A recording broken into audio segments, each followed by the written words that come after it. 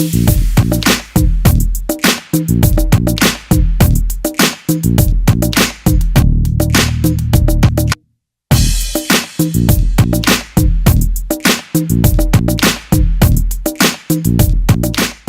matinée de sensibilisation à la création d'activités est la première d'une longue série que va mettre en place la CARL. Donc nous avons commencé par Saint-François, donc pour tout le territoire, donc les ressortissants des communes du Gosier, de Sainte-Anne, de la Désirade et bien sûr de Saint-François. La prochaine manifestation a lieu à la Désirade le 13 décembre. Donc ce vendredi 1er décembre, il s'agissait pour nous d'informer l'ensemble des porteurs de projets, qu'ils soient demandeurs d'emploi, qu'ils soient chefs d'entreprise déjà installés ou encore qu'ils aient l'intention de créer, de leur donner toute la méthodologie pour entreprendre. Cette matinée, il y a eu 3 temps forts. Donc d'abord une table ronde avec des thématiques qui portaient d'abord sur la méthodologie de création d'activités, sur les dispositifs d'accompagnement, que ce soit un accompagnement social ou financier, et sur la réglementation, notamment auprès des entreprises artisanales.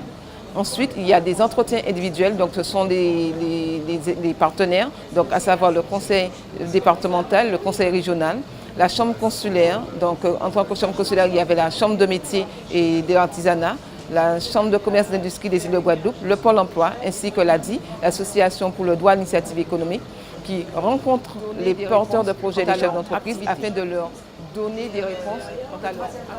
Le 3e temps fort, donc c'était on va dire une mini-conférence sur la communication digitale. Donc c'est l'outil numérique d'aujourd'hui que devraient en tout cas utiliser l'ensemble des opérateurs économiques, donc qu'ils soient entrepreneurs, qu'ils aient déjà leur activité, qu'elles soient en création, en développement, pour booster la communication de leur structure. J'ai plusieurs idées de projets, donc je suis venue en me disant si toutefois j'ai envie de les réaliser, ces projets, comment est-ce que je peux y arriver. Donc je suis venue à cette réunion d'information dans l'objectif d'avoir quelques réponses sans forcément avoir énormément de questions.